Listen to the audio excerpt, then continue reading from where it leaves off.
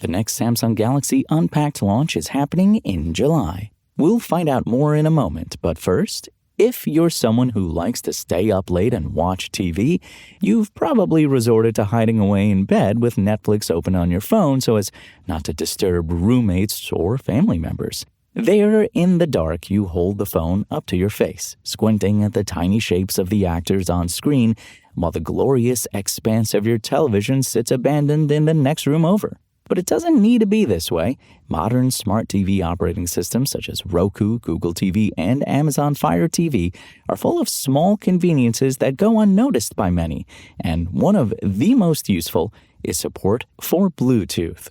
That means you can enjoy the biggest screen in your house even when your significant other is sleeping or while your roommate is having a Zoom conference you could swear has been going on for 6 hours. Simply stuff your AirPods into your ears and enjoy big screen content at full volume.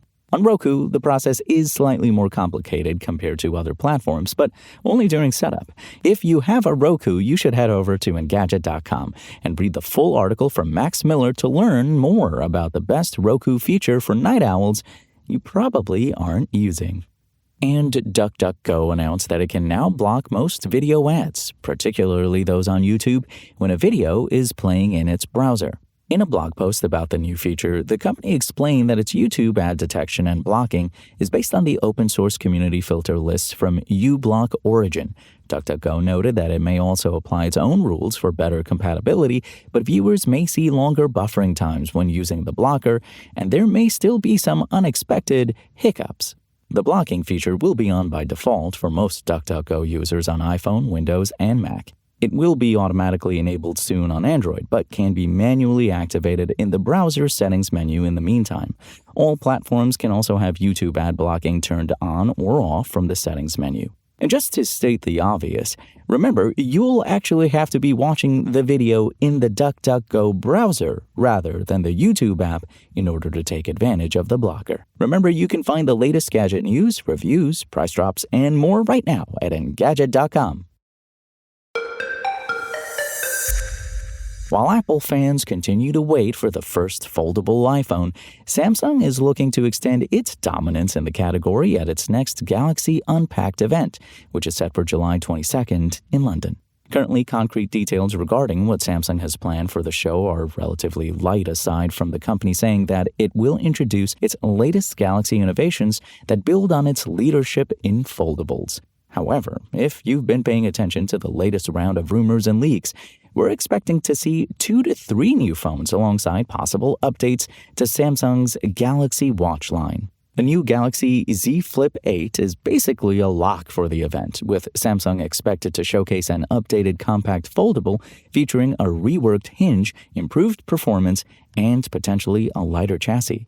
But don't get your hopes up for a big redesign, as it seems the global RAM shortage is making major upgrades a bit cost-prohibitive for 2026. Instead, the more exciting potential development is the release of 2 different versions of the Galaxy Z Fold 8. The base model is rumored to get a wider main display that would provide a better aspect ratio for watching movies and shows when the phone is opened. Unfortunately, in order to keep costs down, the standard Z Fold 8 may only feature 2 rear cameras instead of 3 like we got on the Z Fold 7.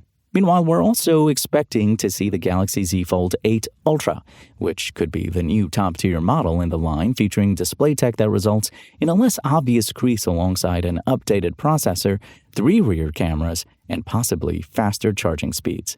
That said, I'm not fully convinced the rumored names and features are 100% accurate, as it makes more sense to me that the wider main display would be featured on the flagship Ultra model, while the base Z Fold 8 retains the same design Samsung used on the current Z Fold 7.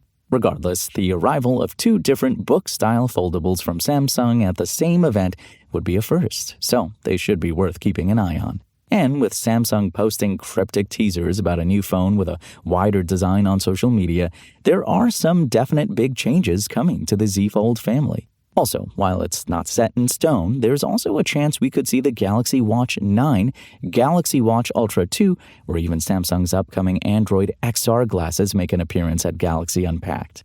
That said, I wouldn't be surprised if Samsung holds off on doing full reveals for some or all of those until sometime later this fall. Finally, for those who are really jazzed about Samsung's next batch of devices without seeing them first, the company is opening up reservations ahead of Galaxy Unpacked that come with a $30 credit for anyone who pre-orders. For more information from the next Galaxy Unpacked event, you can watch the presentation live on Samsung.com or Samsung's YouTube channel at 9 a.m. Eastern Time, 6 a.m. Pacific Time on July 22nd before you check back in with Engadget for a full rundown of news and analysis.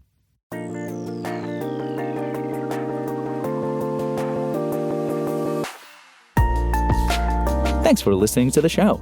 Make sure to rate, review, and subscribe on Apple Podcasts. Today's show featured journalism by Engadget contributors Sam Rutherford and Anna Washenko and was produced by Spoken Layer. I'm Imran Sheikh, and as always, we'll talk more tomorrow.